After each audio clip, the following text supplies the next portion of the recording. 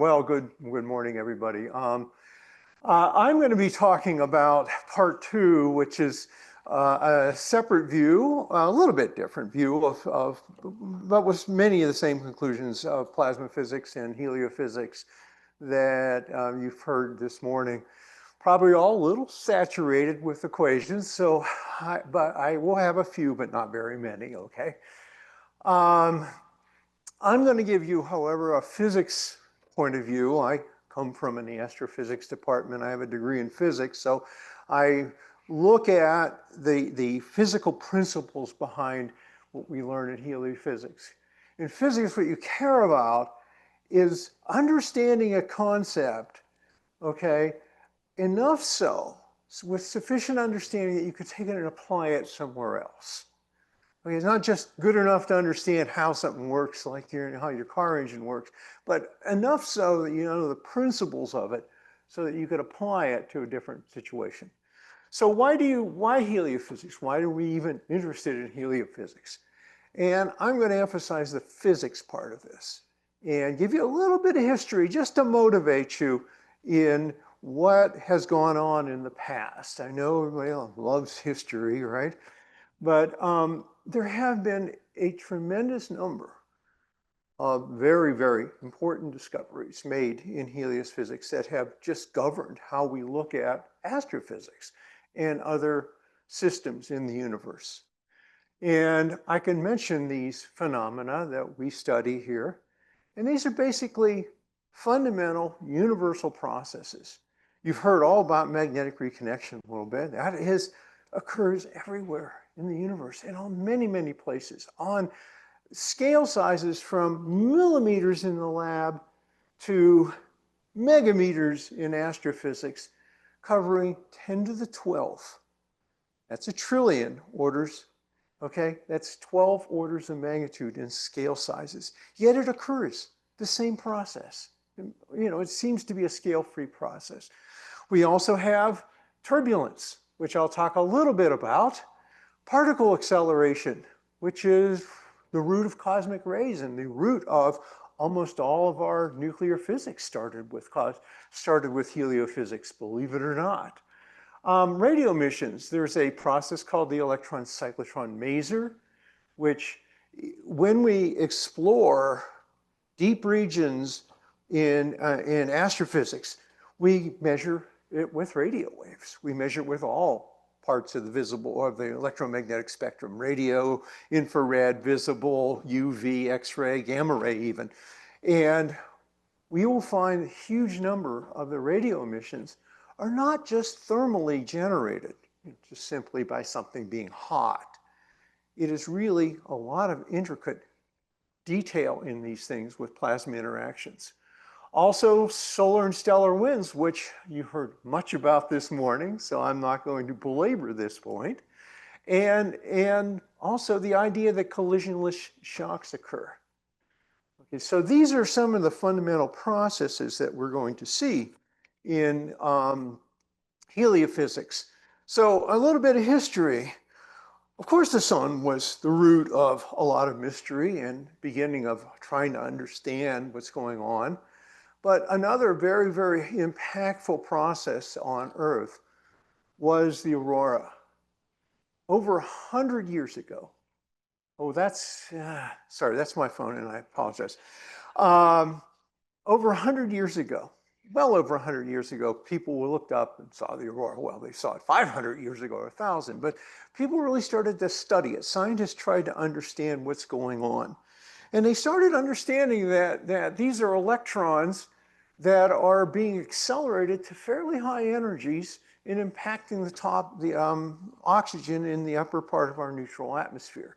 In doing so, when the electron hits the oxygen, it excites it into an excited state, which then emits visible light when it de-excites. And that's essentially what you're seeing. But you could even see the streaks in this, which are showing the magnetic field of the Earth. They're all lining up with the magnetic field. And this acceleration process was a mystery for a very, very long time.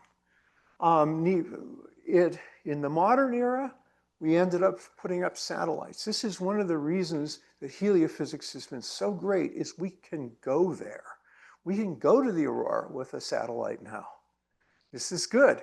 And found out that in fact there's not only one type of acceleration process, which is a parallel electric field just accelerating the electrons towards the Earth, but there are three others.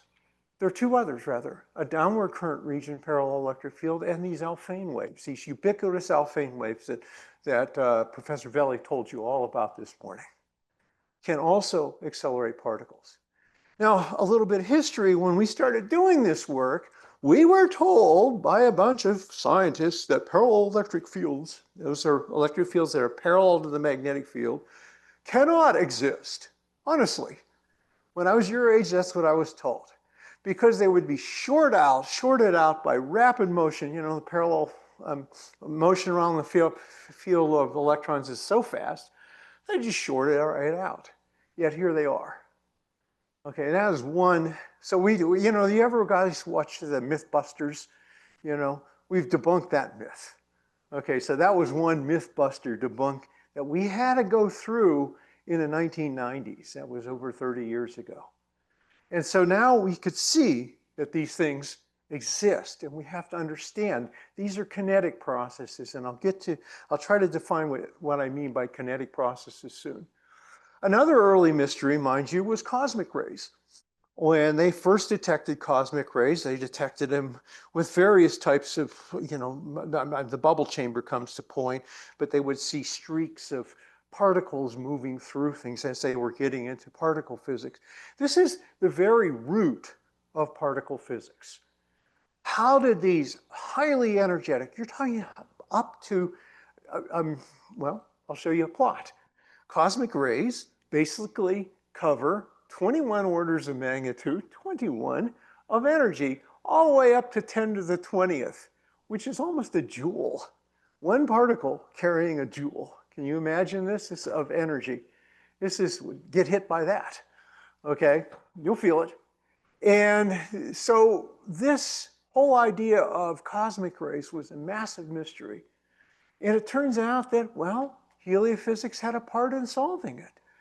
The idea that collisionless shocks can exist and that they could be moving, two sources could be moving at each other, causing something to ping pong ball back and forth so fast that it can gather tremendous amount of energy.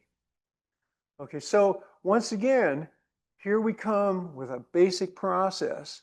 And now this isn't fully understood, but it's believed that collisionless shocks and now also magnetic reconnection and turbulence have a tremendous impact on how we get these cosmic rays in our universe.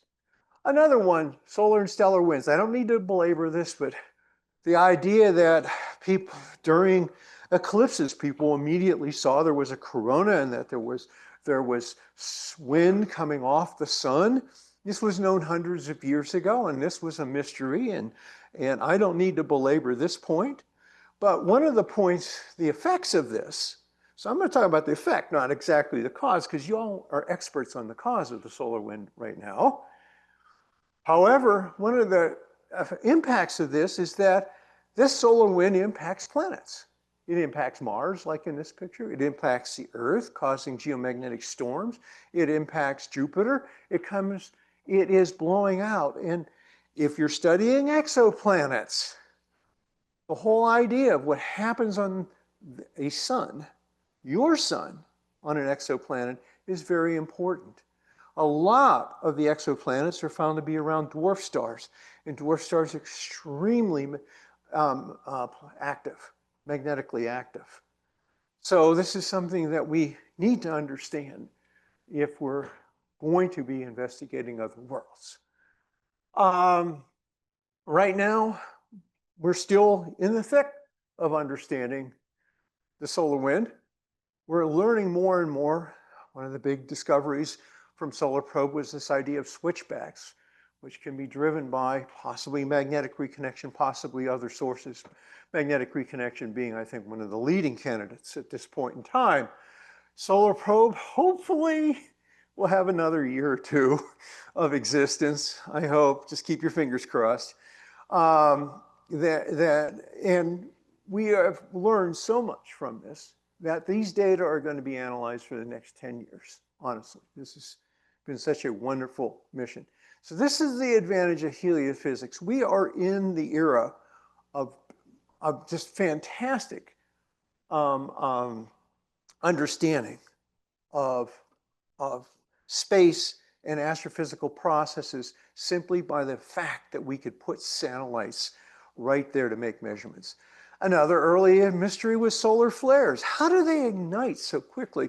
A solar flare has an ignition, and by the way, a definition of a flare is just basically an X-ray or gamma ray emission. It's defined simply by its X-rays coming off of it, but it's also seen invisible and all sorts of the whole electromagnetic spectrum. So how do they ignite in a couple of minutes when they span almost a megameter? This has really was a mystery to begin with. And this led to the early discovery.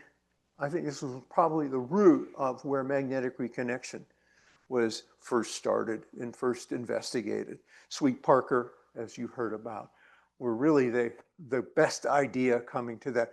But we didn't fully understand magnetic reconnection, I think, until we were able to put a set of 4 satellites right into the reconnection region, and we learned the detailed processes of what are going on in magnetic reconnection, simply, so that we can now apply this. We could take it somewhere else. We could take it to a pulsar nebula. We could take it to an accretion disk and try to model it. Again, the physics part is to understand something, sufficiently understand it so that you could apply it elsewhere. Another mystery, collisionless shocks. This was another one where, well, it predates me, but the point is that people said you can't have a shock if it's collisionless, because we knew about shocks on Earth with atmosphere. And if it's not collisionless, how can you have it? The particles will simply go through each other. Well, it was the first satellites that went to the Earth's bow shock that said, yes, you can have collisionless shocks. So this was another myth buster that happened that I witnessed. Well, I was rather young at the time, but I witnessed during my career. And now we're able to send satellites up there and view these things from the inside. And this is a theme you're going to hear over and over again. They turn out to be very, very turbulent. And we'll have to discuss that over and over. Here's the mystery of radio emissions. When we first put our first radio dishes into the sky many, many years ago, that's because our atmosphere allows us to see 2 things, visible light and radio emissions. We can't see infrared or ultraviolet or X-ray through our atmosphere, but we can see radio. We started seeing radio emissions from Jupiter and all throughout the universe. And they weren't just these glowing blobs that we thought we would see, but rather look at the detail in this emission. It's changing frequency, and it's streaky. And this was, how do we understand this? This turns out to be a process called the electron cyclotron maser. It's an amazing process where if you accelerate or energize electrons into kind of a shell process, they could all collapse to lower energy in amazing at their cyclotron frequency. It's the first natural laser or maser you'll ever find. It is a natural maser that occurs. And these can beam tremendously energetic radio emissions towards somebody. And it's now believed to occur in many, oh, sorry, did I do this? Oh, there it is, many places. It's in the aurora is where we actually measured it. We actually went through a source region with one of our satellites about 30 years ago. We see it coming from Jupiter, Saturn, solar flares, binary systems, and dwarf M stars, and many other places in the universe.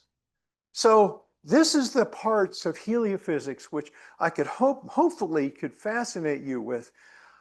This one theme I'm going to come with is turbulence.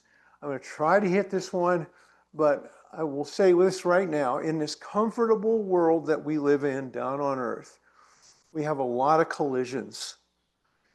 The air we breathe, the water, everything that we live in is in the 3 states of matter that we know, not plasma, is comfortable. It's collisional.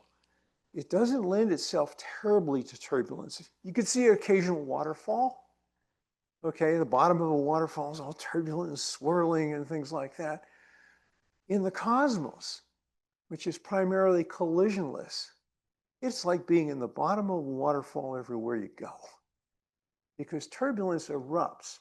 It just seems to be threaded through all of our observations. I've been making observations in space plasmas for, I don't want to tell you how many years, a long time now. And everywhere we go, with the exception of a few places, are highly turbulent. So this is probably one of the next big forefronts that we're going to have in our field. Okay, and once again now, I'll show you a few pictures of this. If you want to know what turbulence looks like in space, you could absolutely see it. Here you're all happy, everything's smooth, and you take a look between the lines. Can you see an abrupt change? Here you walked into the bottom of a waterfall. Everything is swirling around, the magnetic fields, the velocities, the temperatures, look at the magnetic field just bouncing up and down and turning up around. The electric fields are ripping around. The density drops out. This is all a turbulent field. We now can look at the very inside, from the inside out, what turbulence looks like. We're putting a camera at the bottom of that waterfall and studying everything that's going on. All right, I think I've belabored all these points.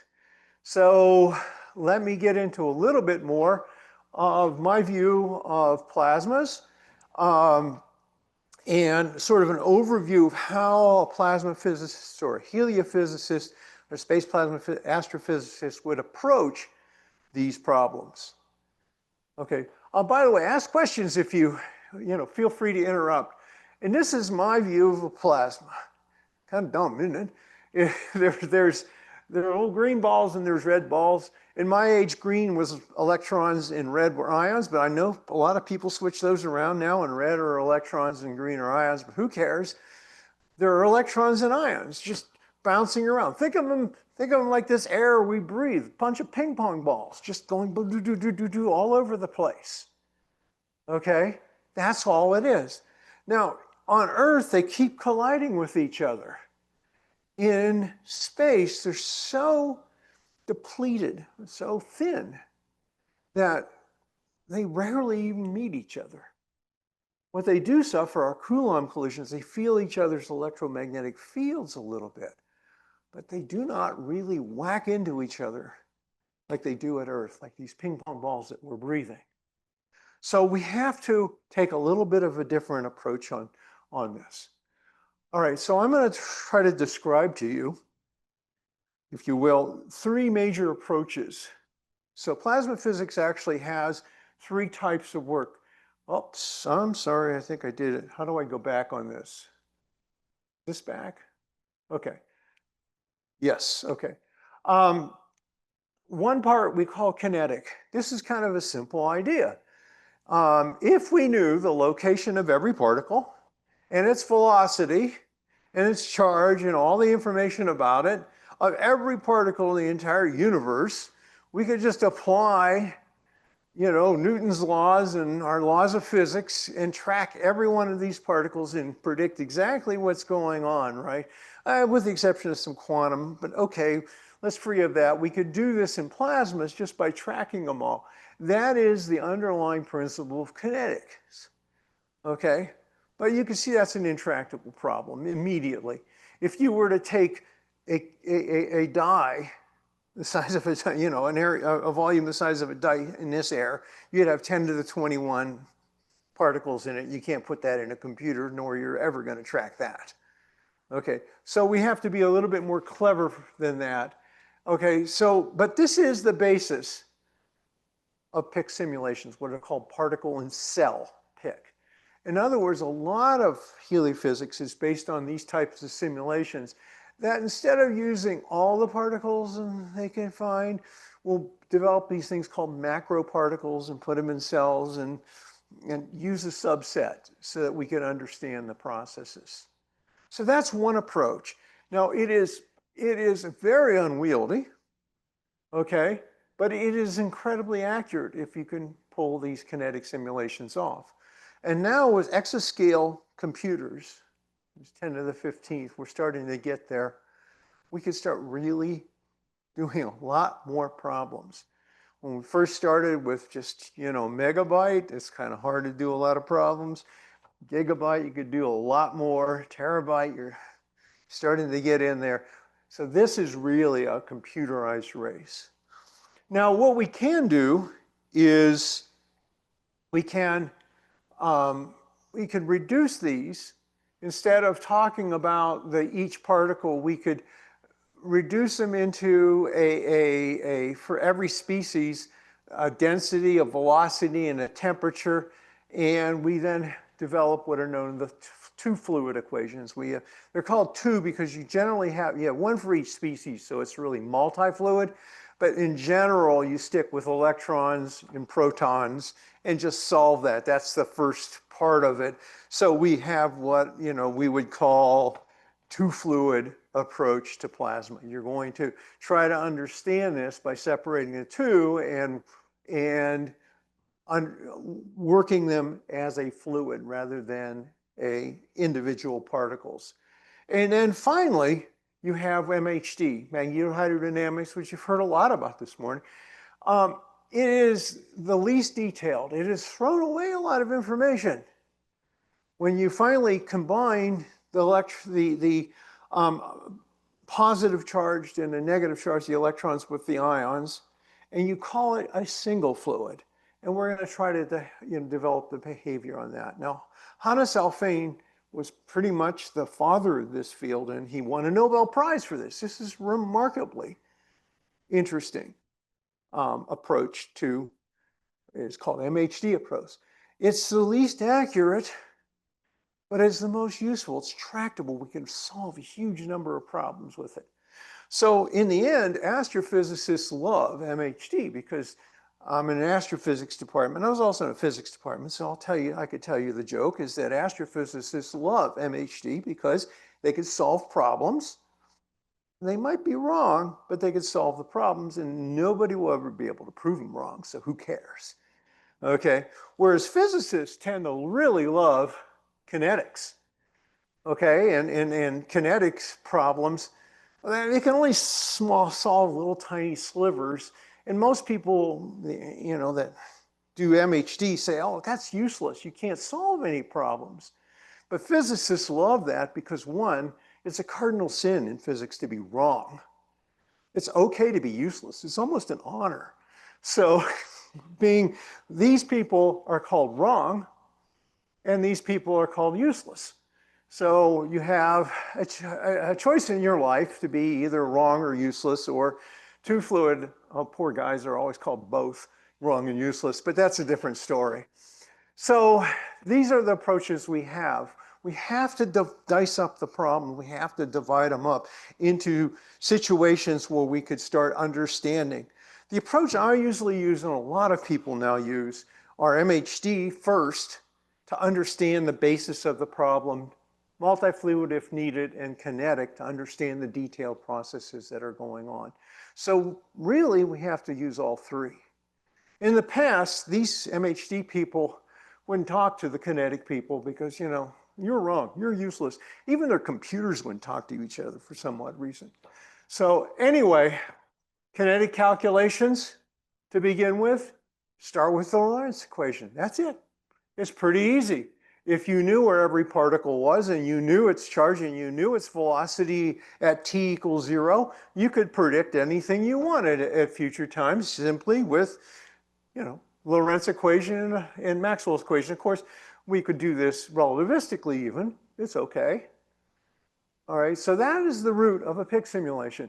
But PIC simulations you need a computer for this. There are methods without computers, and that method is to reduce these particles into what is known as a distribution function. Okay, a distribution function, of course, is a fluid already, but it is a 6-dimensional fluid with in addition to time. So you really have 7 parameters you have to follow. It's the number of particles per unit volume in velocity space. Okay, and if we track those, we're still considered kinetic, even though we've now reduced it a little bit to what we call a Vlasov fluid. This is a most common representation of this, of course, is a Gaussian. In space now, we're starting to use a different representation called kappa functions, because pretty much where we observe, we don't see that many Gaussians, we see kappa functions. And that is probably going to be one of our new, a way forward is to use that kind of a function. It's one with a tail. It looks different than a Gaussian slightly. And a kappa function with a high kappa becomes a Gaussian. All right. What we can do next is that we could reduce these distribution functions into just a function. And this is a 2D distribution function, so you can see it, and a 3D is kind of hard to visualize. But you could integrate these to calculate the total number of particles per any reason, the velocity at any given point, and the energy at any given point, which is essentially its temperature. And these become known as the fluid equations, which you've seen now. And they give you these ideas that you have a density, you have a velocity u, which in my notation, by the way, I use U for velocity of fluids because I'm a kinetic guy, and V means the velocity of a particle. So just to keep that in your mind, keep you from getting all scrambled in your head, I'll be using V for an individual particle and U for fluids, although I'll probably screw it up later on, don't worry. In any case, the basic idea of all this is that we could then reduce these to a continuity equation, a force equation or momentum equation, and then an equation of state. We could also throw in, of course, Maxwell's equations, and they're there, and that this is called the multi-fluid approach, which I've talked about. Now, when we combine these, we combine by summing. We define the density to be the sum of the ions and electrons. We define a velocity. We define a pressure to be the two sum and a current density, which is the difference between their velocities often. We assume, of course, that the two densities must be quasi-neutral and the plasma is frozen in. I think you've heard these terms before. And we can get a single set of equations. This is a set of 6 of them, but these are often reduced to 4 equations by eliminating the electric field and the current density right away. We don't really need those 2 terms. We could combine equations to get rid of them, and we'll get a set of 4 equations, which are known as the ideal MHD equations. So this reduction, you could see every time we do this reduction, and I'll go back a little bit here, when we do this integration from, first off, when we make the fluid, the Vlasov, the smooth Gaussian, out of the particles, we're doing 1 smoothing. Okay, so we're going from individual particles, which are nothing but a bunch of spikes everywhere and a lot of vacuum in between them, to a Gaussian type fluid. We integrate that and reduce it. We're losing information when we do that, but we're still true to physics as much as we can. And then we combine those 2 ions and electrons, and we get this magnetohydrodynamic or MHD set of equations. All right, so this is really the basis of approach. In 20 or 30 years ago, you were a specialty in one or the other, either 2 fluid or MHD or kinetic. But the modern scientist, the way forward is to understand all 3. Sorry, but you have to, because MHD is valuable for, as I said, for giving us the big picture. It might be fuzzy, it might have a few things wrong, but it's the basis of where you start. And go to fluid and kinetic to get deeper and deeper in your problem. The reason you have to do this is kinetic can only solve a small part of your problem. It can't really, right today, even today with massive exacomputers, we can't put in the entire universe into our computers. So we have to break the problem up. So to solve problems, I guess the basic line, what I'm going to try to understand here and get through, is that we often must start with MHD, okay, and then use either a multi-fluid kinetic approach to understand the small scale physics that's going on. And I'm going to try to show you examples of how we tackle problems with shocks and reconnection and acceleration through this type of approach. All right, I'm going to make I made this statement already. It's very, very important to distinguish whether you're in a collisional regime or a collisionless regime when you start to do this work. Now, there are plenty of collisional regimes in space. If you go to the lower corona or, inside the sun, it's highly collisional, okay? Collisional, for example, interior of the sun, ionospheres, these are collisional. Okay, the momentum and energy exchange are dominated by these collisions. Just like in the air we breathe or in water, the fluid kind of sticks together because they're colliding with each other many more times than they're doing anything else. That's what your air molecules do. They just keep hitting each other, okay? So you must include these viscosity and resistive changes. Okay, resistivity comes out of this. Okay, so they often lead to a Gaussian distribution. That's where you get your Gaussian distribution. The central limit theorem, it's a beautiful theorem, tells you that if you have enough collisions, you have enough randomness going on in something, you will eventually end up with this Gaussian distribution. That is known as the central limit theorem mathematically. On a collisionless plasma, however, and this is where a lot of astrophysics lies, it's dominated, the momentum and energy exchange between the ion and electrons is dominated by the electric field and the magnetic field that they in turn create. Okay, so this is not the simple problem of just whacking into each other. There's very low damping, so they're often turbulent. They often do not have Gaussian distributions. They often have these things called energetic tails, meaning there's a lot more energetic particles than one would expect in this.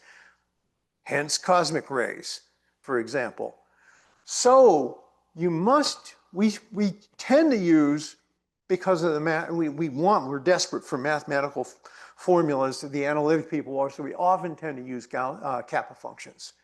And you should be aware of that term and look for it. It's just a simple Gaussian, beautiful mathematical representation of a Gaussian that could end up with an energetic tail, which we see often in space.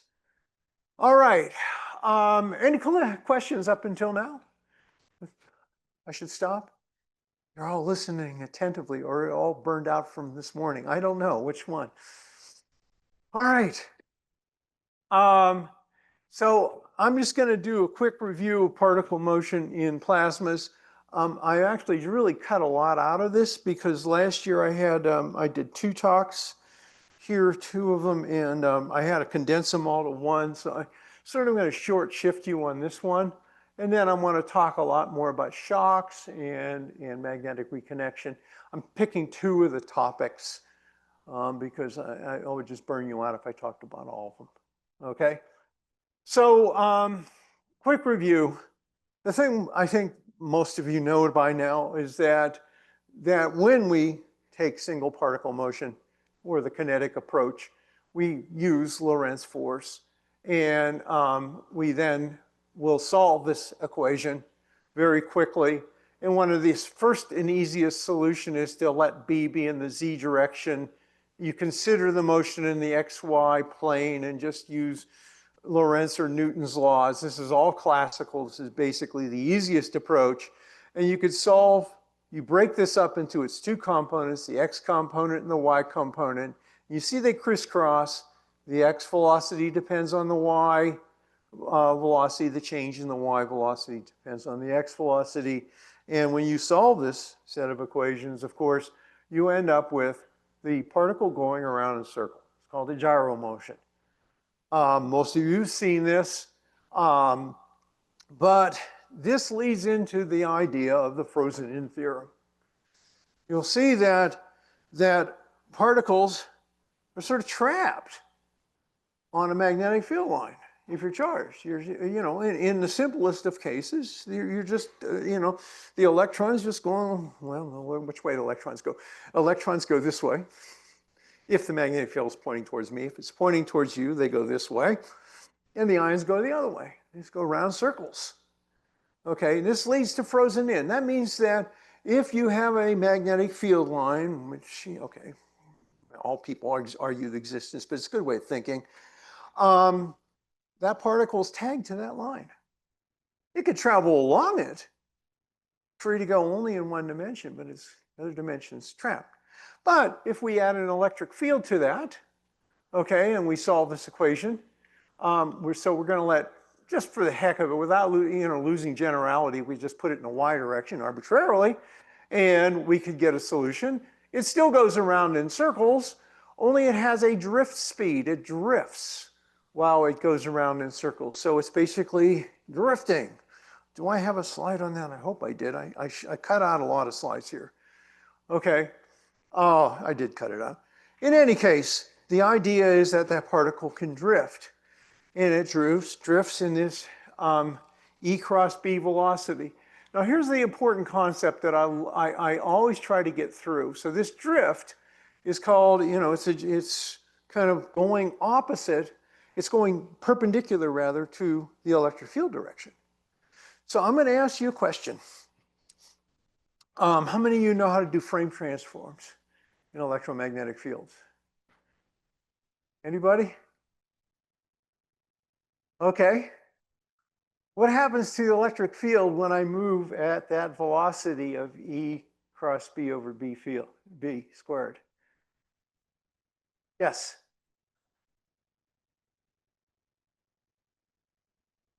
I can't hear you.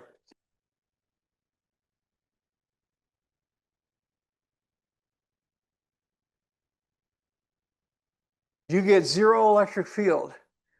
If you look it up, this is in Jackson. Maybe you had Jackson electromagnetic. Maybe not. I don't know if they teach that anymore. It used to be our Bible. I used to put my hand on it.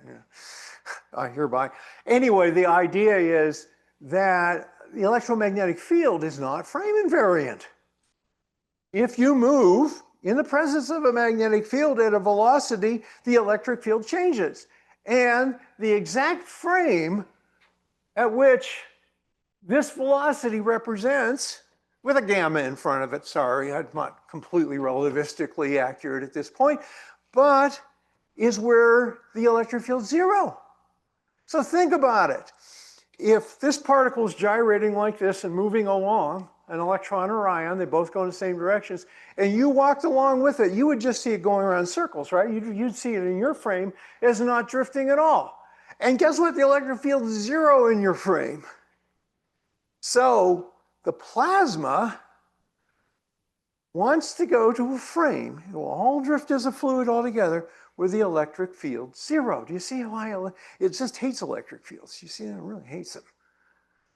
Okay? It just gets rid of them. That's what that E cross B drift is all about. Okay? Now, when you think about that a little bit, you realize, well, what is the root field? If you have a magnetic field line, what frame is it best defined in? You guys know Helmholtz variables? I should maybe have put all these equations up, sorry. But I wanted to get on the reconnection, sorry. So the whole idea then is you can actually define a field line, okay, in that sense, but its rest frame is where the electric field is zero. So essentially, the plasma is still stuck to its field line. Do you see that? Because the magnetic field line definition is also moving at the same speed as the plasma. So all of this electric field drift and everything is just a frame transformation. If you went into the frame, local frame of the plasma where it's moving and you just moved with it, it's not moving in your frame, there is no electric field and it's going around circles. Okay, so that's one of the first things you have to understand about these drifts. The second thing is that if you apply a different type of force, for example, gravity, electrons and ions don't go the same direction. They can go different directions. You can get currents, and it's no longer a situation where you could just walk along, and this is no longer just a simple frame transformation for either of the species, because the two species are not moving together anymore, and you now have a current. Okay, there are a whole set of drifts. For example, gradient B drift and curvature drift, which I'm not going to go over here, but these are the types of motions you have to understand if you're going to get into the kinetic part of plasmas. Okay, curvature drift ends up being very, very important for acceleration, for example, Fermi acceleration. All right, any questions on that? I know I short-shifted you. Okay, I think I have another 40 minutes to go. So I want to talk about shocks and some of the things that we've been learning about shocks and the basics of those. All right, I'm probably going to shorten shocks too, but I'll end up with magnetic reconnection going on and on and on. So let me just tell you the basics of what we could do with shocks. I mean, shocks are everywhere. This is a picture of a stellar system with a wind. Yeah, actually, there's something else going on here, but it is a beautiful idea of what the Earth's bow shock would look like. Sometimes it's easier to envision something on the hill across the valley than looking in your own backyard because you can't see the forest through the trees where we are. But if you were to go away from Earth, I'd imagine it would look something like that. You have interstellar medium moving in one direction, coming upon a magnetic obstacle. The lit up part here, the yellow part, this is an IR picture. So it is where we're getting the most heat. So shocks heat that and slow down and divert the plasma flow around that magnetized object. Okay, this is a collisionless shock. There's no collisions going on here. So we have to basically understand the role of magnetic fields. If you don't believe in turbulence and shocks, take a look at the Crab Nebula or any supernova shell. And what do you see? Each one of these lines these thin lines is a shock, and the whole thing is a bloody mess. It looks like the bottom of a waterfall. So it's a highly turbulent on all scales. On the largest scales to the small scales, this is extremely turbulent. And this is an important process for the acceleration of the cosmic rays. So how does the simplest way of thinking about shocks, all right, is to take the force equation in MHD. Remember, we always start with MHD. We're going to start with MHD because we want to get the simplest picture. We want to get the zero order picture of what this should look like. And what we're going to do is break this thing up into pressure terms. Now, if you think about it, what we're going to do is take a steady state shock, meaning it just exists. There's this shock that I showed you. It's been there for, a couple million years or something like that. It's not moving very much. Okay, so we can get rid of all the DDT terms. Okay, we can get rid of this term. We'll probably say that gravity has very, very little to do about it with it.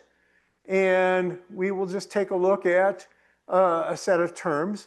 We're also going to throw away any kind of curvature in B. The magnetic field, this J cross B term, has, of course, two parts to it, one being the magnetic pressure, the other being the tension on the magnetic field when it's bent. We're going to assume that tension is not going to, the tension or bending of a magnetic field is not going to play a major role, but that's not really true. But let's, for the time being, do that. We'll say that we'll go into the frame of the shock so that it's the velocity 0, and we can show that there are three types of pressure here. Okay, you will get, well, with velocity 0, I'm sorry, a steady state, you get only 2 terms left. And this is the pressure, particle pressure gradient, and the magnetic field gradient pressure. You could combine those and show that they must sum to a constant, because just change the signs here and you get a simple thought that perpendicular to the magnetic field, the magnetic pressure and the particle pressure must be constant. This is one of the best ways of intuitively thinking about this. Okay, meaning that if you have a strong magnetic pressure, on one side, you could have a weaker magnetic pressure and a stronger particle pressure on the other side, and this would be in balance. This would be in pressure balance, in equilibrium. Okay, now when we add ram pressure, that comes from this term, sorry guys, I'm going backwards and forward. That comes from this term right here. We are no longer going to assume that U is 0. We're still going to go steady state, assume that B is straight and there's no gravity in this situation. And next thing you could do is you look at this term, which is rho U dot grad U. Now, in compressible and one dimension, this is just an estimate, this is not going to be correct, we could say here that this gradient of rho U, which is the continuity equation, is a constant. And so we could actually take that part outside and put it inside this derivative and just say this is our ram pressure, rho U squared. It's just the gradient of rho U squared this turns out to be. Now, those of you that do water will know that rho is a constant. So you'll often see this term 1/2 in front of it, which is true for water because it's incompressible. Okay, we're compressible 1D. This is an approximation of compressible 1D. This is Bernoulli's equation. We don't do water, so we don't have a 1/2 term in there. A lot of people ask that when they get hit. So now we could have a situation where we have both ram pressure, particle pressure, and magnetic pressure that have to run into a constant.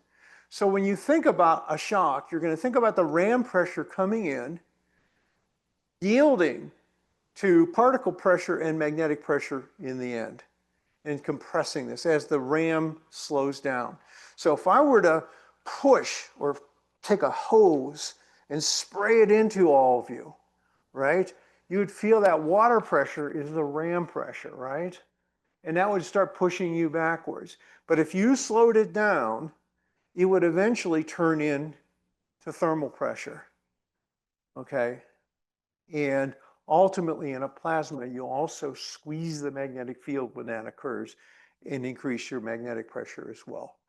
So a best view of how we approach a shock, such as the Earth's bow shock, is to think of it as the solar wind, this whole solar wind, which is important. You've heard about it all morning, and you know that this is what drives the Earth's magnetosphere and all of its dynamics. That is the 800-pound gorilla in the room. This has the most energy and the most pressure. This term, we're going to conserve all these terms, the pressure, the ram pressure, the particle pressure, and the magnetic pressure. When that solar wind hits, it shocks. And what the shock does is convert ram pressure to a lower number, raises the particle pressure, and also raises the magnetic field pressure. Now, ultimately, there is behind the shock, there's this region here called the magnetosheath, and there's a gap between the shock and the Earth's magnetosphere called the magnetosheath. And when the flow is then going to divert, so we can't use our ram pressure because that assumes 1D. But the whole point is that ultimately the standoff in this is going to be the Earth's magnetic pressure here. So you have magnetic pressure dominating all three of them in this magnetopause region, And then in the upstream region, by far and large, this is the largest term. It's the biggest term in the thing because the solar wind is high Mach, meaning it's got more. High Mach means that you're going faster in speed of sound, which means by definition, you have more ram pressure than thermal pressure. And it's high Mach alphane, which means that you have more ram pressure than alphanic pressure. So, or magnetic field pressure. So one can then combine all of this and make a set of conditions which are known as the Röntgen-Huguenot jump conditions. And that tells you that you have an upstream region where the solar wind, for example, is ramming into the Earth's bow shock.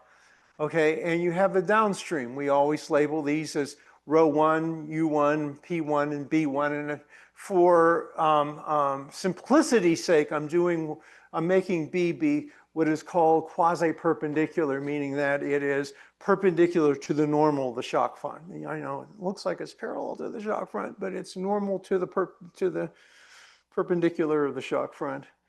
So it's called a quasi-perpendicular shock. And you can use our conservation equations. You could just say, well, the same amount of particles that are coming in to this shock, U times rho, must be the same amount of number of particles that are going out of the shock in steady state. Otherwise, you're going to build up or lose particles. All right? You could easily just say from the curl of E that the magnetic field, and this is also partly with Poynting flux, but the magnetic field has to flow with the same value. And this is actually not a flow, it's more of the curl of E. Röntgen-Huguenot also developed the idea that the pressure must be balanced. So this is the ram pressure, particle pressure, magnetic field pressure, and it has to equal the ram pressure plus the particle pressure and the magnetic field pressure on the other side. And finally, this is the most complicated one, but this simply says the amount of energy flux, the energy transferred across that surface coming in must be the same amount of energy going out, which is true locally for shocks. Now you saw that picture where it's radiating away energy. If you have an astrophysical shock of large proportions, you have to take into account the photons that are actually leaving, and there would be an extra term to that. Okay, but in this situation, you have these four conservation. And if I know the upstream conditions, four numbers, and I have my four conservation equations, I can tell you what the downstream equations can be under this situation. And these are known as the jump conditions. So shocks have been fairly well understood on the MHD basis for a long time. But these are called jump conditions for a reason. The reason being is that they very much understood, wow, we can understand the plasma here. And if we go far enough downstream away from all this turbulence, we can understand it, and the pressure balance must extend over this shock.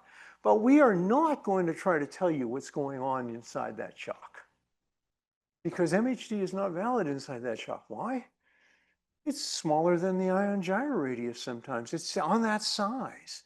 It's on the size, there's a whole lot of kinetic processes going on there. It is not going to give you a valid description of exactly what's going on inside the shock. Okay, so, but these jump conditions are nonetheless, if you're just trying to solve the problem of what the magnetopause plasma will look like, magnetosheath plasma will look like with the solar wind plasma, for example, or one side of a shock versus the other side of the shock, all you need are these jump conditions. They work very, very well.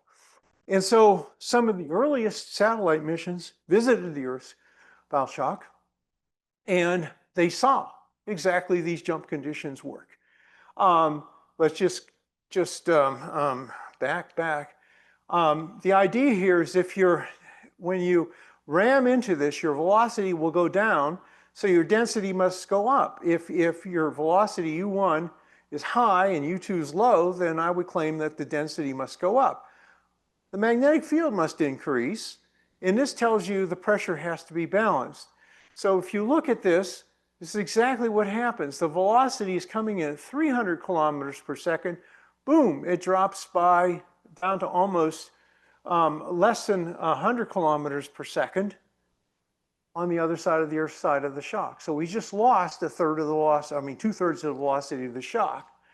The density in this situation jumps by almost the same factor. That's beautiful. That means the same amount of particles going into the shock must come out of the shock. Do you see how that works?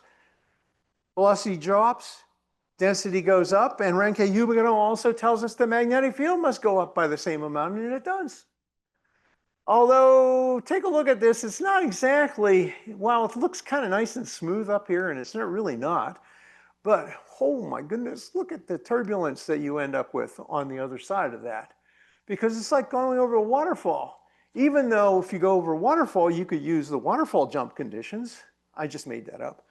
And that would be the same amount of water going into that waterfall must be coming out of the waterfall, right? And the same amount of energy going into the waterfall must be coming out of the waterfall, and given that you don't lose any to the earth and all that kind of stuff.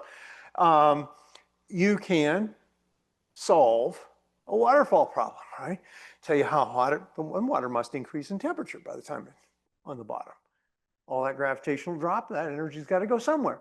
So these are the same ideas. It's the same very basic idea that you're dealing with shocks. Okay, so the idea basically here, though, is we notice there's kind of something weird going on right at the shock foot. This is called the foot of the shock. All of a sudden, B jumps suddenly, just like everything seems to suddenly jump here, and it overshoots and wiggles, and then it undershoots, and then it wiggles back and finally settles into a value. This tells you that things aren't exactly as smooth as you think inside these shocks. They are pretty much like the turbulence at the bottom of a waterfall. We now have the advantage of going in there. So here's an MMS spacecraft that flew into the Earth's bow shock. This is now fast forward 45 years. And we're now putting a very advanced spacecraft into the shock. And here's your density. It does, yeah, now I'm reversed here. This is the solar wind side, so you got to turn, I'm sorry, it's right, left, inverted. And this is in time, and we went from the sheath to the solar wind, so everything's backwards. The solar wind's ramming from this direction, and you can see it has this high velocity. Where's the velocity? Velocity. It's not in this picture, but the energy is very, very high. And it's coming in almost as a beam and then smacking into the shock. The shock ramp is right there. This is where the foot is of that shock. So I'm going to go back and show you that. Oh, hold a second. This is the foot and that's the ramp. Now let's go forward and you can see the foot in the ramp. Okay, a lot of detail in that, a lot of turbulence in that, a lot of kinetic plasma physics. So if we're really going to solve shocks, we really need to go into kinetic physics. What is happening to the ions? What is happening to electrons? The first thing we're going to find is there's a potential jump also across the shock, which is not predicted by Ranke-Hugeno. Okay, there are going to be a lot of currents in the shock. There's a lot of turbulence in the shock, a lot of waves. And the solar wind slows down in a very, very mysterious way. Yeah, as you can see, the solar wind is coming in, but in the same time, it's mixing with a bunch of reflected ions. This is the angle of the solar wind, and the red is the coloration is the phase-space density. Okay, and it basically is all coming in at 180 degrees and then reflecting back upstream and then peters out. So there's a position here where here are the ions coming in, they're just jumping into the shock, they're hitting the shock and there's ions coming back at you. So when you average the ions, the speed is slowing down, gradually you would think. But it's not that simple. What's going on is you have one hose and some reflection coming back, but the water stream is still there. It is not until this point that the two start mixing badly the original hose of ions coming in, poof, you get this reflection, but the two of them are mixed from that shock boundary. So in the foot, it's just a flash. It's just basically splashback of a bunch of ions that are coming in. And because they're stuck to their magnetic field, they'll gyrate back into the shock. Okay, they have to move back into the shock. So these are ions that are bouncing off the shock and coming around and turning around and going back in. So the whole point here is that there's a tremendous amount of structure in these shocks. And if you look at the ions, you see the solar wind is just coming in. This is your hose of water. And if you go right to this point, oh boy. If you go to this point upstream, right, I mean, right here in this foot region, you'll actually see these are reflected ions right here. It's a shell of reflected or splashback water. Not only that, there's a second set of reflected ions, a second shell, which have hit the shock, bounced off, tried to go back in and bounced off again. Okay, this process of bouncing off the shock actually enables the heating that you're seeing. And ends up satisfying the Ranke-Huguenot jump conditions with the exception of the shock potential. So you can understand that there's a tremendous amount of physics going on in these. And this understanding of shocks has been transferred to trying to understand particle acceleration in supernova shells. I'm not going to go any further than that because I want to have at least some time for magnetic reconnection. So I've talked about shocks. I've told you about particle acceleration a little bit, and all the other phenomena we have, magnetic reconnection, solar wind flow, radio emissions. Magnetic reconnection is probably on the forefront of a lot of research. I think scientists are finally realizing that it is truly a pervasive, universal process. It's pretty much seen everywhere on huge amounts of scales, and we need to fully understand it. Again, not just on a sort of a basis that would satisfy a laboratory experiment or satisfy a star or satisfy a region, but understand it enough that we could take our physics and use it anywhere. That's a true understanding of the physics. So what is magnetic reconnection? Well, this is the picture that you've been, let me go back and forward so you could see it again. I don't know how to restart the thing, but you could see the jets coming out. So you have inflow, and right at this point here, you have the magnetic field line must break, and this part of the magnetic field line here will attach to that part of the magnetic field line, back and forth, and you could see that process and the plasma flow and the plasma following it. The plasma flow, of course, is coming in this direction and then jetting out very fast. Because you could see there's a lot of, it's that the aspect ratio of reconnection is such that the plasma comes in slowly but over a larger area and must go out rapidly but over a smaller area. So it's just like our Ranke-Huguenot jump condition. The same amount of plasma coming in must be the same amount of plasma coming out. You could use that. So in this picture, you could see the reconnection. I'll play with that one more time, and you could see it in action going on. Now, this begs the question of how you break a magnetic field line. Okay, what is a magnetic field line anyway? But it really became very, very clear that in this region here, we cannot have this E plus V cross B equal to 0. We cannot have the frozen in condition applying. So we must have something breaking our frozen in condition in the region where the two field lines that are reconnecting touch each other and then form another set of field lines using one half of one and the other half of the other, right? This breaking of the frozen in condition was the massive challenge in plasma physics for a long time. It really started with the solar flare puzzle, which you saw a lot of information about. Solar flares erupt in around 100 seconds. I'm just using it as a very rough number, but 10 to the 2 seconds is a minute or 2 or 3. That's what we saw them. We see them onset that fast. Okay, but hold a second. When we started thinking about diffusion of the magnetic field through that region and the size of them, which is nearly 10 megameters, okay, people sort of instantly started calculating this using a resistive term.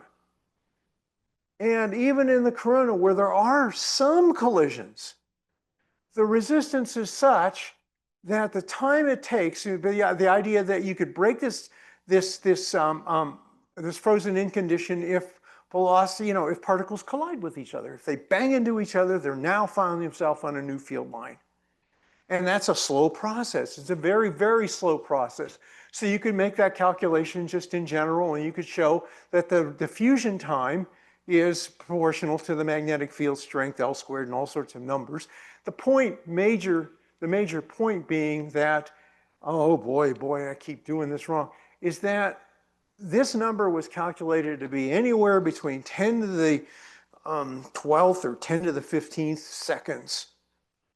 Okay, remember the solar flares ignite in 100 seconds, and now you have the diffusion time from collisions of being, if you're going to use that term A to J, the collisional term, as being 10 to the, even for, if you're off by a factor of 2, you would say, hey, come on, let's refine our theory. But even an astrophysicist doesn't like 12 orders of magnitude problem, okay? They just don't. I mean, most astrophysicists, well, what's a couple orders of magnitude? Just put your error in the exponent. And that is, physicists, of course, just fell over with a heart attack. But the astrophysicists said, let's continue with this. So the idea basically is the race was on. How does this work? Okay. Next thing we find is that Dungy started thinking about magnetic reconnection and basically realized that this must be going on at the subsolar point of Earth and in the tail of the Earth, and said, hey, that's the only way we're going to open the Earth up to gain solar wind energy, other than a diffusive process, which is very, very slow, a collision, wiggly process with turbulence. However, again, this was not very well accepted. It even made this problem worse because even though the solar, in the solar environment, there are really some collisions to make A to J finite. In the Earth, there are no collisions. I mean, it's so low. I mean, I've got not none, but you get one collision every year or something like that. You're not going to get magnetic reconnection occurring. Okay, so this became a huge, bigger mystery. Collisionless magnetic reconnection, not just solar. The next thing that happened is that in their quest for fusion, in confinement of plasmas so that we could compress them and fuse them, right? Laboratory experiments saw this thing, it's pretty well noted as a sawtooth crash, just because when you look at the currents or you look at any kind of measurement, it looks like it tries to recover and then crashes, and then tries to recover and then crashes. What is going on with this sawtooth crash? They started realizing this magnetic reconnection might be actually going on. Now, as much as we love magnetic reconnection in space plasmas because it allows the Earth and aurora, it causes the aurora and a lot of things, it's the root of solar flares, this magnetic reconnection was actually destroying fusion. And it's still, we joke that there's a new constant, physical constant, and that's the 20 years until fusion will be viable, right? I want to tell you right now, it was 20 years. In 1960, they told us it was 20 years for fusion to be viable.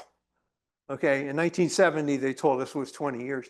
So there's a new physical constant, and that's the time it's going to take for fusion to be viable. It's always going to be whatever time you are 20 years from now. I make that joke, my fusion colleagues don't like it, but it has been a fact. What is the major problem they're having? Magnetic reconnection is one of the major problems. Every time they try to confine this, nature finds a way of breaking their confinement, and this is one of them. Okay, so this is not a small problem, magnetic reconnection. Now we're looking at curved black holes and disks and realizing that the rotation on this will wind up a magnetic field, and the idea is that you can get this magnetic rotational instability called an MRI in an accretion disk. This came from NCAR and others, and it was primarily driven by Raleigh-Taylor. And now when they observed this, they're realizing something else is going on. What do you think is going on? Magnetic reconnection. Okay, it is now widely believed that there's got to be magnetic reconnection in these disks. Now, on gamma ray bursters, they're trying to understand how you get the gamma rays converted from this burst from a collapsing Wolf-Rayet star. You know, it's a black hole that's eating a star from the inside out, shouting out a jet. Again, how do you do this conversion of energy? Magnetic reconnection is a very convenient form. So, pulsar nebulae. We have cosmic rays being generated there, thought to be mostly from shocks, which are truly probably doing the highest energy acceleration. But there's a problem with that theory, and that is called the supply problem. What is supplying the already high energy particles, because the shock collision thing needs high energy particles to begin with? Now it's thought to be magnetic reconnection and turbulence. Okay, so this is not a single, we've observed magnetic reconnection in solar wind, even as it is losing. So the major questions came down to play, and this is over the last decade now, and it's in your lifetime that we're really starting to understand this process very, very well. So we know there's a diffusion region. We know that we can't use the A to J term. It's almost silly. It's not resistive, not collisionless. Underneath the sun, that may be a good term. So what physical process breaks this? What supports this reconnection electric field? There's got to be an electric field coming out of the board here and out of the board here. And you could use the curl of E, and you could see there's an electric field where B is vanished. And that's not allowed in plasma physics. But of course, it exists. Things that aren't allowed in our textbooks sometimes exist in nature. And the idea then is, let's not stop. Let's look at every term, because a lot of people love MHD. Let's look at every term in generalized Ohm's law. Let's look at the resistive term, A to J. We even have names for them. We love them. The Hall term, which is this J cross B term, the electron pressure term, the electron inertial term, in any other term. Plus, we're going to start looking at it in PIC simulations. Plus, we're going to start looking at it in any kinetic way we possibly can. All right. The first thing we found is that the Hall term plays a pretty big role with the ions. It actually allows the ions to divert their flow pretty easily without a whole lot of extra problem.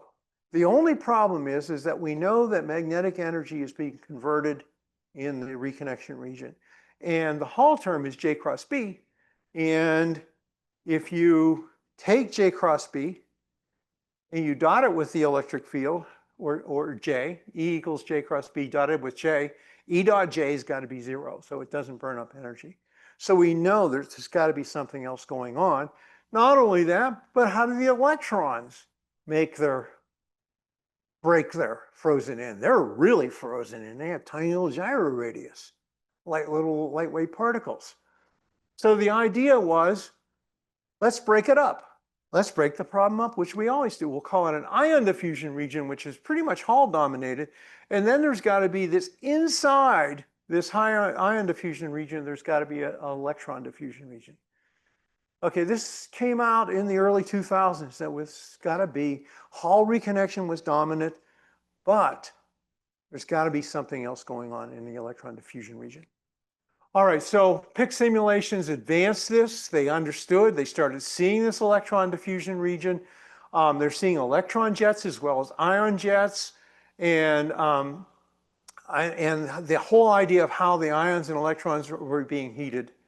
But this is not, and this was starting to be shown in laboratory experiments. Mainly, there's 3 or 4 universities, UCLA, Princeton, and Wisconsin, come to mind right now. And I apologize if I forgot anybody else, but have done magnetic reconnection experiments in the laboratory. Remember, they're scaling these down by 9 orders of magnitude, though, to do this. But nonetheless, the physical principles are the same. And they started seeing the same kind of problem with the electron diffusion regions, but really couldn't get inside of them. They can make many points on the outside. The MMS mission finally flew into a reconnection zone in the subsolar region. And this was 2016, so not that far away, only 9 years ago. That's not ancient history. It's history, but ain't not ancient. And basically measured that the electrons were non-Gaussian. They're non-gyrotropic. They weren't even gyrating like they should. They were broken. Okay, in the breaking of that, the off diagonal, the electron pressure term turned out to be the key to understanding how the electrons broke. But it's not as simple as it sounds. The electron pressure is a matrix. It's a 3 by 3 matrix. It's not just a single number. Okay, and there are terms that are called off-diagonal terms. Now, to understand what an off-diagonal term is, let's go back to my hose of water. If I spray at you a hose of water, that momentum's coming at you, right? Okay, now you could try to stop it, right? Or you could be really smart, not stop it, but put a little bit of a piece of metal like this and reflect it off to the side. So its momentum is still going that way, right? But you've moved it out of the way. See what I'm saying? It's not stopping that hose flow. It's moving it sideways. So it still has its momentum. You haven't stopped it. You just moved it out of the region. That's essentially what the off-diagonal pressure terms do. They get very, very complicated in understanding this. I think it's a lot easier to understand this kinetically because that's how my brain works. But basically, that's what's going on. The electrons are being diverted out of this region into a jet. They still maintain their momentum that they've gained from this, but they now are allowing to be broken. They're breaking their frozen in condition. So if you want to do it in MHD, it's the Hall term, and they really are decoupling kinetically. To really thoroughly understand it, you have to watch the electron trajectories in there going straight down that X line, then just getting thrown out to the side, but still maintaining their momentum. So instead of trying to throw it one way, you throw them both ways. For every electron you throw to the right, you throw to the left, still maintaining its momentum in that direction. You see that? No pressure on your side. Okay, so you're not accepting that pressure. Now, we saw the subsolar one. The magnetotail is actually quite a different region.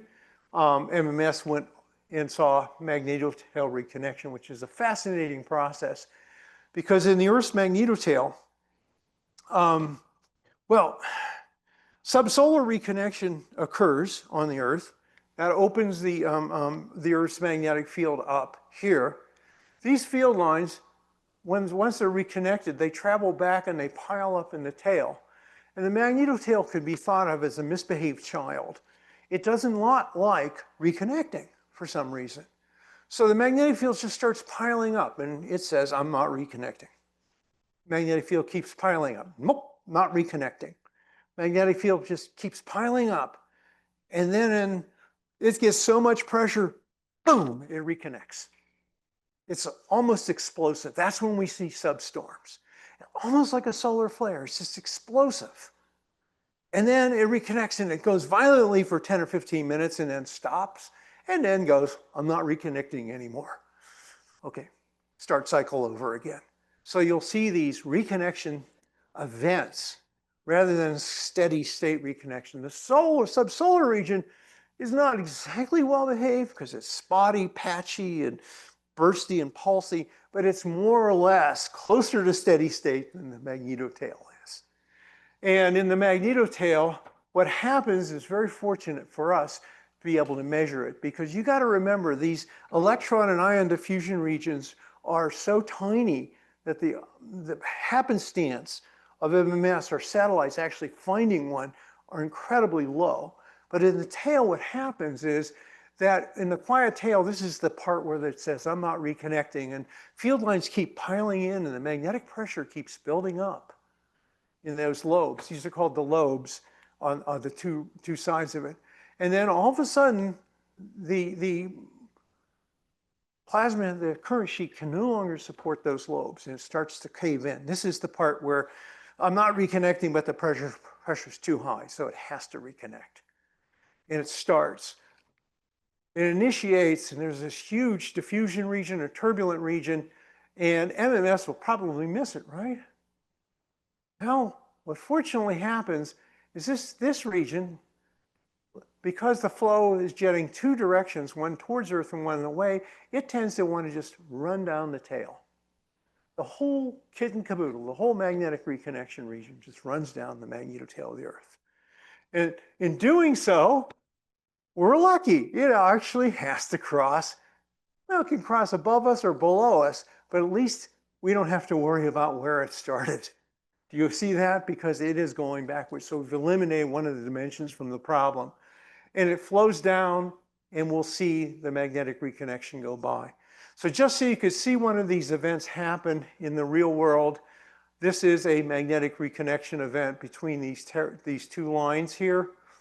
If you look at, let's just start with a magnetic field, you could see that it's reasonably quiet and calm and adjusted. It's wiggling around a little bit, but slowly. If you look really carefully between the two lines, it just completely tears to pieces. It's almost as if you're in a quiet river rowing your boat and you just went over a waterfall. You just went into the bottom of the waterfall. It's just the magnetic field's going all over the map. At the same time, take a look at the electric field. It's nothing. There is no electric field. And then all of a sudden, ba-boom, there's the electric field. Just rattling up and down. The density drops. Let me see if I got oh, there it is. I'm going to talk about this flow reversal. So the density drops in this mess here too as well. Now, what happens is this flow reversal, which I want to call your attention to, is take a look at the blue line here. Now, when this reconnection occurs, it's sending a jet straight at MMS. That jet must be traveling downtail, anti-earthward, which we'll call a negative direction. That's negative X, that's the negative blue. You can see right here, boom, the reconnection started. You'll see a very 1,000 km/s velocity shooting tailwards. So we're now getting hosed by the backwards jet of that reconnection. The reconnection then travels over top MMS, right here. It hits us, right here. Is when it actually didn't go through MMS. It was slightly to the southern part of it, but we'll get through that. And then all of a sudden, we will see the jet coming the other direction. And you can see that in that picture. The jet goes from negative here, the blue line, to positive over here. We've just watched this. So this whole idea that reconnection starts, travels tailward, and then keeps up its action for about, this is about 10 or 15 minutes, right? And then it'll do it again. And then it'll do it again. Remember that bad boy behavior or bad girl? Okay, so we also see inside of that a huge density depletion. And interestingly, look at the energetic particles. These are basically particles. These are on the top ions as a function of energy and electrons. All of a sudden the ions, I mean, these are hundreds of keV ions just light up. But what else do you see in this region besides ions lighting up, electrons lighting up, the magnetic field wiggles like crazy? Take a look before and after outside of that region. Everything's calm. Okay, and then it just ignites. This is turbulence. point I'm going to go to is that reconnection, turbulence, and particle acceleration are so well connected that we are struggling to solve this problem. We cannot solve the reconnection problem without considering turbulence, and we cannot fully solve the turbulence problem without considering reconnection, and we cannot fully solve the acceleration cosmic ray problem without considering turbulent magnetic reconnection. Okay, they're all intertwined. And so this is where I'm going to leave you. I'm going to skip the turbulent acceleration of electrons because I'm out of time, but I'm going to leave you with my starting diagram, which basically tells you that there's plenty of room for physics and basic understanding of the heliophysics processes. So it's not all about how does the sun work. It's not all about how does the earth work. It's not all about how does Jupiter work, but those are very important questions. But it's also what processes can we understand and take to these various regions? What are common to them all? And understanding things like magnetic reconnection, turbulence, particle acceleration, shocks, solar wind generation, et cetera, are all really fundamental to astrophysics, not only our field, but a lot of other fields. All right, thank you guys very much. You should ask more and more questions. I wish you would have. You're supposed to stop me and ask questions, but nonetheless, I really appreciate your attention and ask questions now. I think we're both supposed to be up here, right? Yes, now's the Q&A period.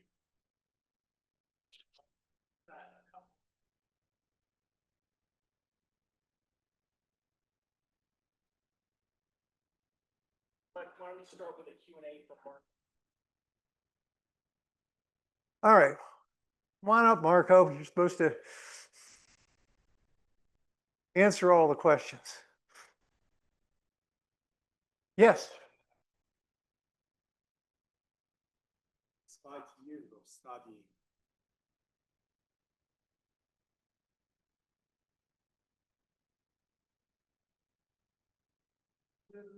Like there's every time I listen to a talk. That's science. But This is, yes. we did it for some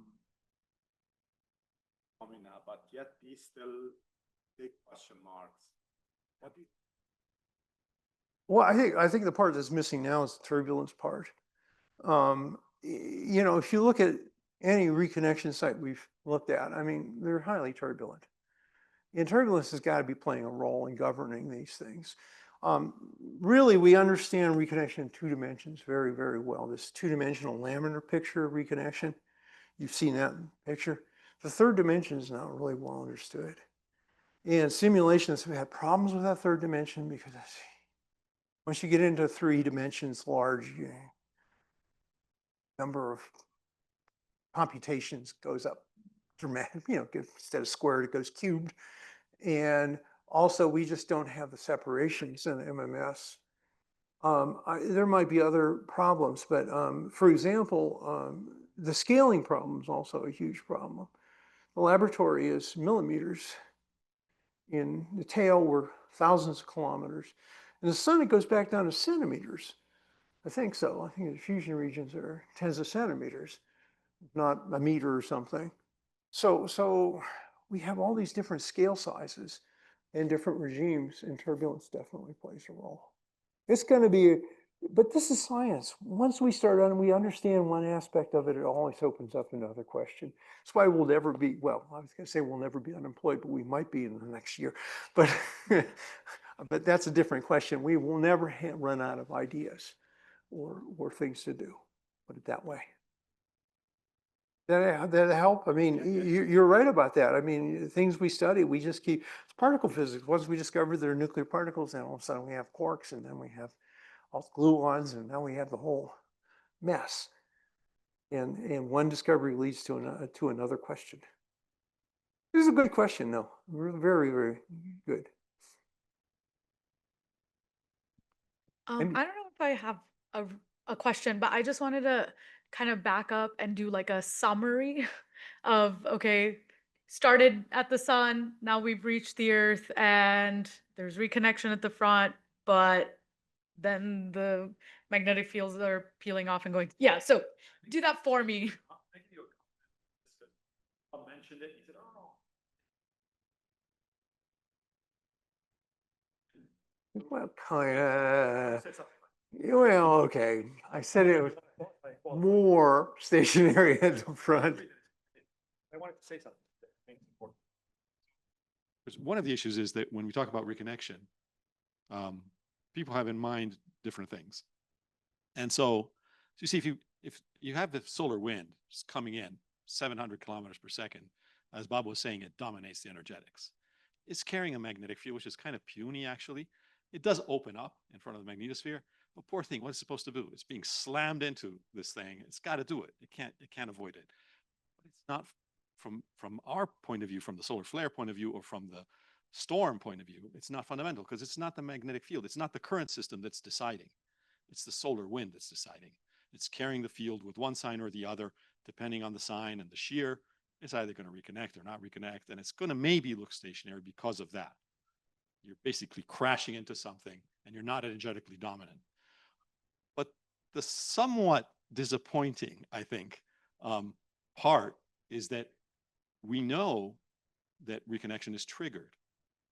And as you noticed, there is no solution to the real solution to the trigger problem yet. But the interesting bit is when it's the current system itself that is dominating the energetics. That's what happens on the sun. The magnetic field is the energy source. The current system is the energy source, and it's the one that blows up. It's stored all that energy from convection, from everything, and then it decides when to blow it up. And that's the major difference, I think, between the nose and the tail. I think that's an important point to make. As far as the trigger problem is concerned, so that's the reason we call it an onset problem because it's not necessarily triggered, but what causes it, the onset, where, is probably an interesting question. If we can understand and answer that question, I would say that we would have a better understanding of reconnection. But really, we don't have it to this point. Even though we understand the physics of what's going on, we do not have a sufficient enough understanding to say, oh, it's going to onset here at this time. Do you see what I'm saying? But it might have to do with fluctuations in the current sheet itself or turbulence. Do you understand? Magnetic, from an astrophysicist point of view, if you go to the supernova shell, you have 10 to the 10 magnetic reconnection regions within the supernova shell. Do you see what I'm saying? I do. They're interacting with each other. Yeah, but I still think that there are interest. I mean, I think we're actually beginning to get to the problem of how the current sheet thins and why it takes off. There are some ideas, some of which I mentioned in my presentation. And so I think we're getting there. One fundamental thing is, how do you get rid of the normal component of the field in the tail? You need to thin this thing in such a way that the normal component is reduced, that you can actually demagnetize, say, the electrons, or you need to be able to do that. And so there's some criteria for that. And there are at least a couple of different models for that that could be tested. So I think the comprehension of observed reconnection is a slightly different problem than understanding. You call it the onset, I call it the trigger, because I think it is a very important problem that is, it's always sitting there and behind. And I think it's behind your question that you were asking. Now, to simply say, oh, it's turbulent, I don't think that's, it's the interaction between reconnection and turbulence is a very interesting problem. But I don't think it's up to only chance, so to speak.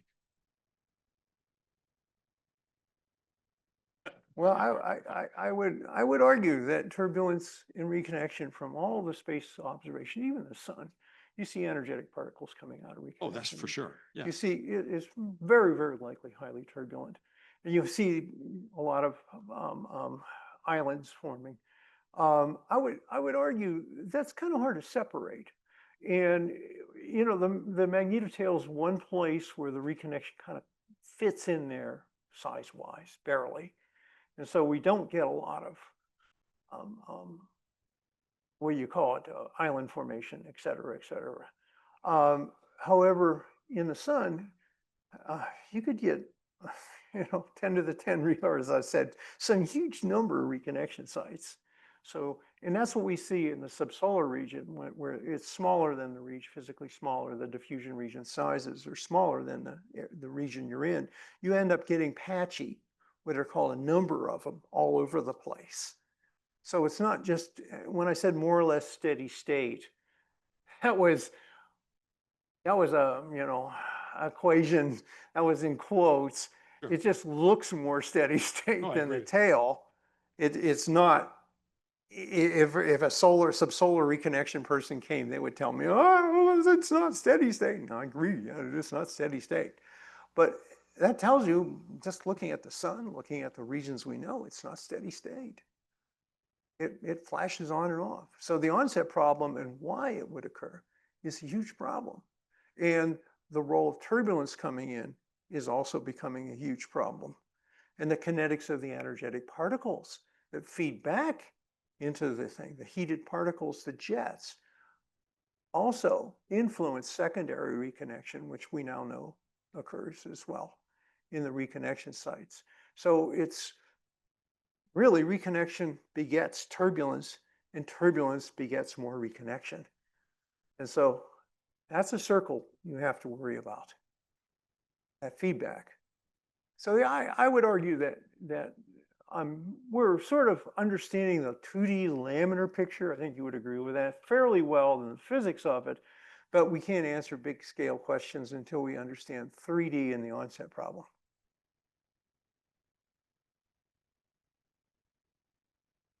Sorry, I have a question for Bob. Yeah. It's probably like a specific research question instead of a board question.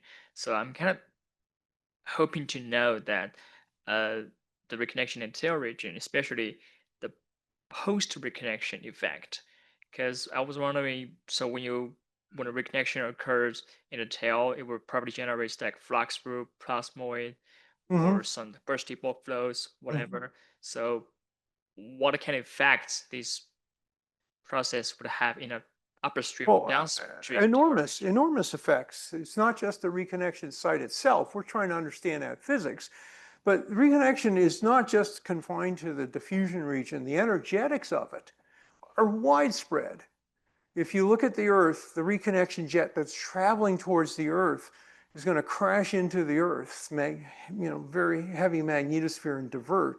And that's called a bursty bulk flow. And that's one of the most energetic events that we see creating aurora. They create an alphanic type aurora. The regular aurora, the more upward current aurora from large scale current systems. But the whole point being is, your point is 100% taken. The reconnection, the effects of the jets. And furthermore, you'll start seeing little small scale electron only reconnection in there and little or smaller scale reconnection events as it crashes into the Earth. So this is, bursty bulk flows have been more studied than the reconnection region itself because we could find those easier.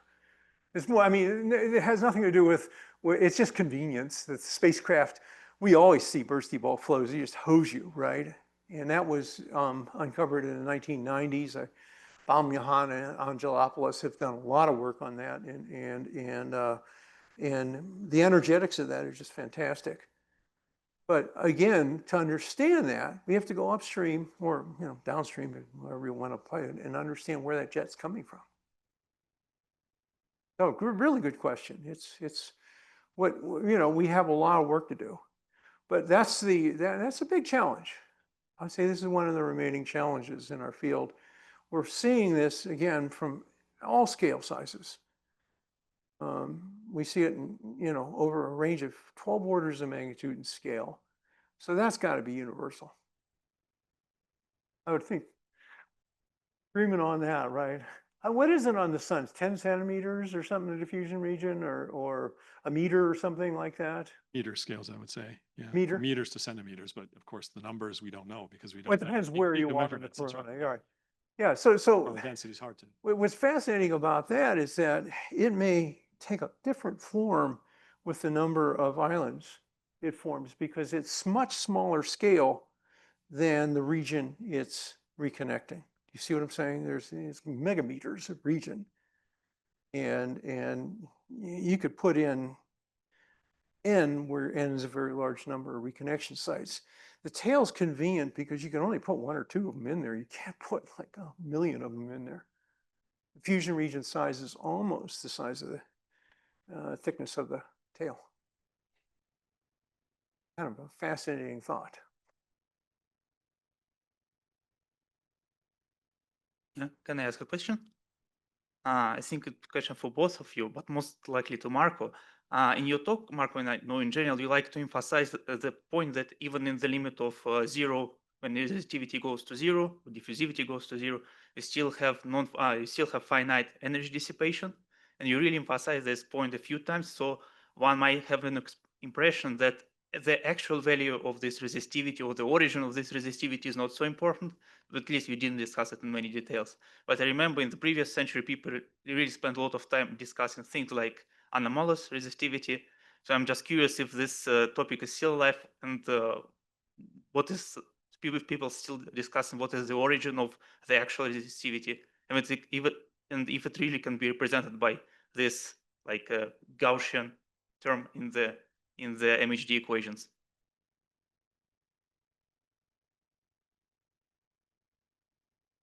Problem you want to solve, right? Yeah.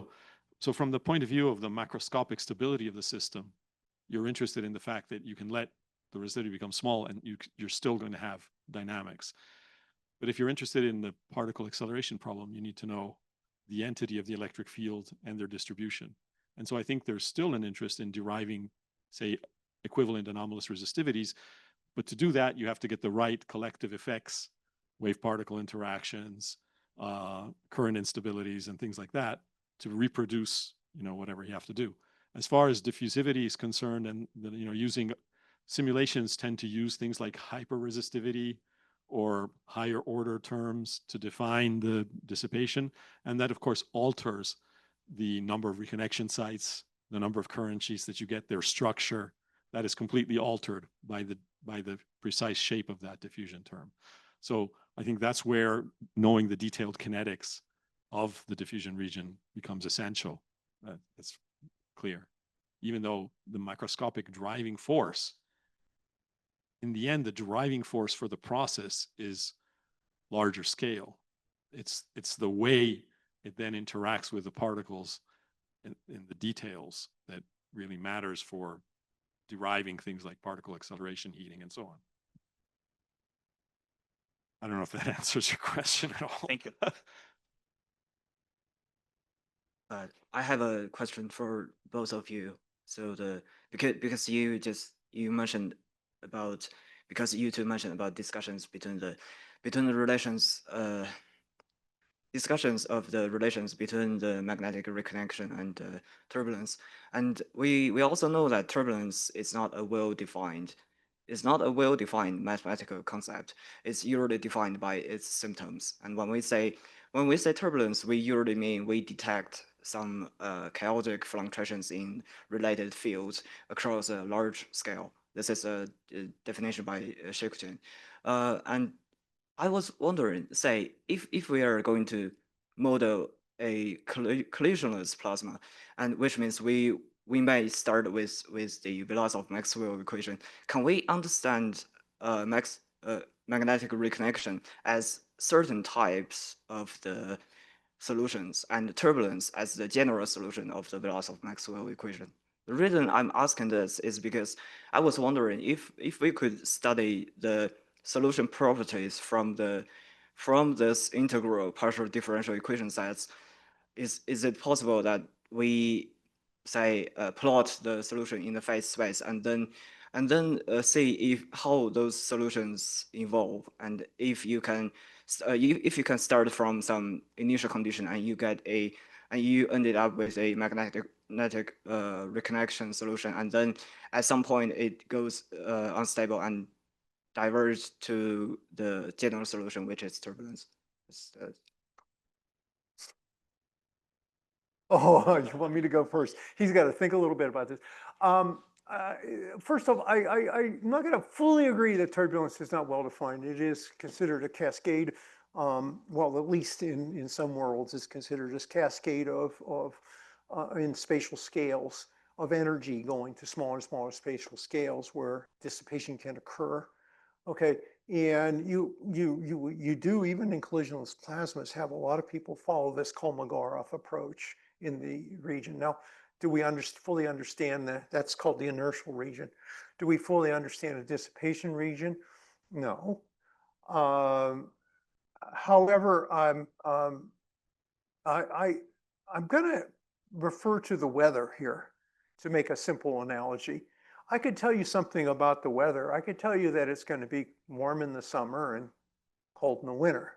But if you asked me whether it was going to rain on Tuesday, you know, September 20th, I couldn't tell you that at all, right? I mean, no chance. Flip a coin.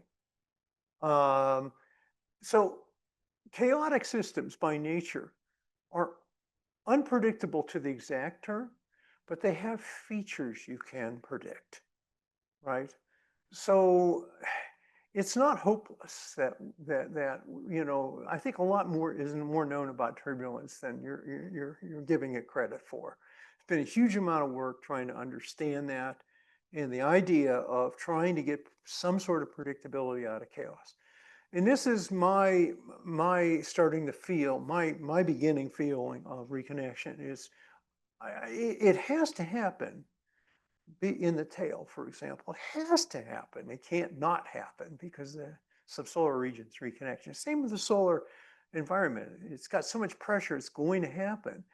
But exactly how it plays out, exactly to the detail, may be chaotic, maybe a bit chaotic, meaning that we're not going to be able to tell you exactly where it's going to start and exactly how it's going to play out, but we can tell you specific features that it will play out, the jets will go somewhere, this might happen, that might happen, etc.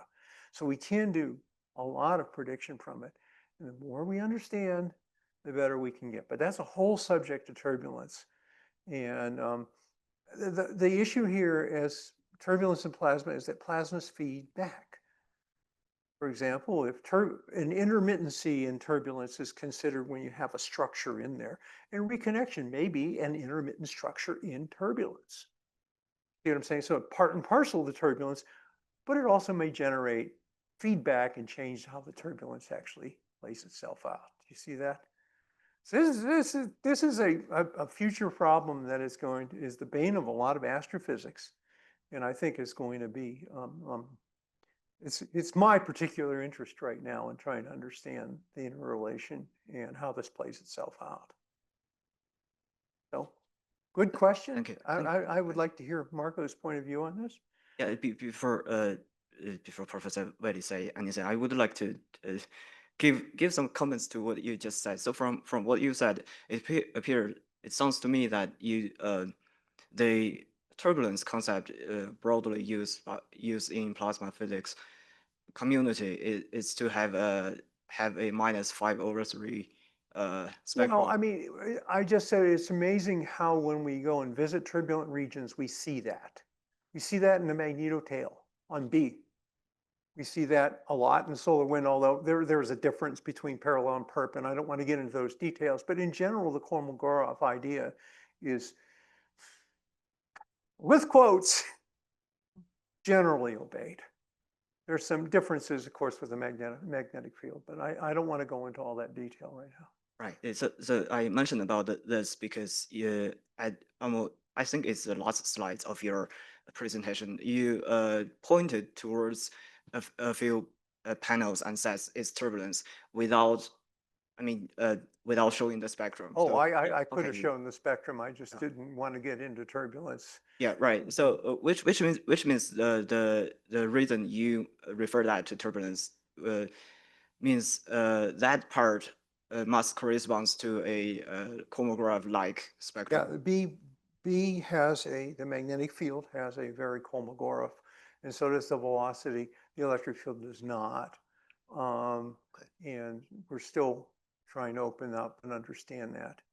Right. But yeah, I would call that turbulence as highly intermittent, meaning it's not just what they call infinitely homogeneous turbulence, which bothers me because it doesn't make sense to begin with.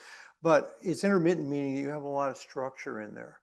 So you'll have this weird structure and then it will go away, and then you'll have another structure and it will go away. And that's intermittency. And it seems to be dominating that type of turbulence I'm seeing. But that's, you'll see different flavors of that in the solar wind, for example.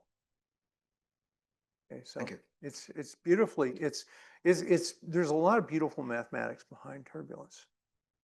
Yeah, I would also like to mention, yeah. I'll hang around. Yeah. Okay, great. Free lunch, I can't turn that. I was a grad student once. Yes. You never turn down a free lunch.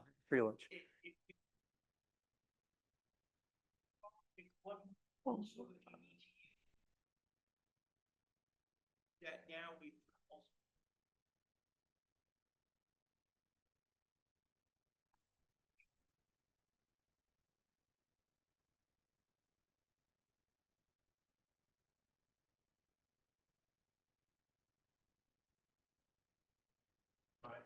General question about interpretation of UC, right?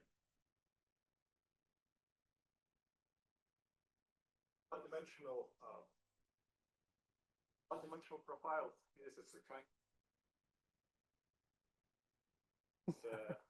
There are flaws in any method, yes. Quite challenging, and I was wondering.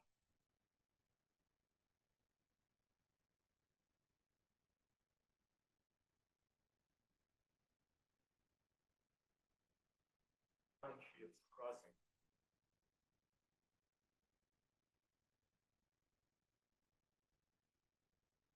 Yeah, I mean, you asked a really loaded question. We've always had spatial temporal ambiguities. We have 4 satellites on MMS, which gives us a quasi 3D, but not exact picture. I mean, ideally, we would like to put up 5,000 satellites and go ask the government for that money. You've hit a pre-out. You know, we need to approach things various ways, with images, with large scale, small scale.